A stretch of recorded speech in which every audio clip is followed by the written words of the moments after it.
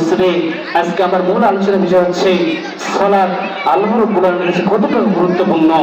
আসুন আমি আপনি পবিত্র কালামুল শরীফ থেকে এবং হাদিস থেকে জেনে আসি। সম্মানিত উপস্থিতি, আল্লাহ সুবহানাহু ওয়া তাআলা এই সালাতের কথা আল্লাহ রাব্বুল আলামিন সূরাতুল বাকারার মধ্যে বলেছেন। আল্লাহ সুবহানাহু ওয়া তাআলা বলেন, ফাযকুরুনি আযকুরকুম ওয়াশকুরুনি আলা তাকফুরুন। আমার আল্লাহ সুবহানাহু ওয়া তাআলা সূরাতুল বাকারার মধ্যেই বলেছেন, আল্লাহ রাব্বুল আলামিন বলেন, যে বান্দা আমাকে স্মরণ করবে আমি রাব্বুল আলামিন তাকে স্মরণ করব।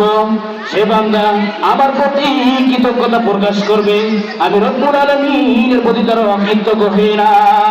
সবার উপস্থিতি, তার আল্লাহ সুবহানাহু ওয়া তাআলা বললেন, ফাযকুরুনি আযকুরকুম ওয়াশকুরুনি আলা তাকফুরুন। যদি আমি আপনি আল্লাহ সুবহানাহু ওয়া তাআলাকে যদি স্মরণ করি, তাহলে আল্লাহ সুবহানাহু ওয়া তাআলা বললেন আমি সেই বান্দাকে স্মরণ করব। যদি আমি আপনি আল্লাহ তাআলাকে যদি আমরা স্মরণ না করি, তাহলে আল্লাহ সুবহানাহু ওয়া তাআলা সেই বান্দাকে স্মরণ করবে না। আল্লাহ সুবহানাহু ওয়া তাআলা বললেন, তোমরা আমার প্রতি কি করো? নিয়ামতের শুকরিয়া আদায় করো এবং আমার প্রতি তোমরা কৃতজ্ঞ হয়ে না। আল্লাহ সুবহানাহু ওয়া তাআলা সূরাতুর রহমানের মধ্যে বলেছেন, ফাবিআইয়ি আলাহি রাব্বিকুমা তুকাযযিবান। আল্লাহ সুবহানাহু ওয়া তাআলা বলেন, তোমরা আমার কোন নিয়ামতকে অস্বীকার করবা? সম্মানিত উপস্থিতি, আল্লাহ সুবহানাহু ওয়া তাআলা আপনাকে আমাকে যে নিয়ামত দিলেন, এই নিয়ামতের শুকরিয়া আদায় করলে শেষ হবে না।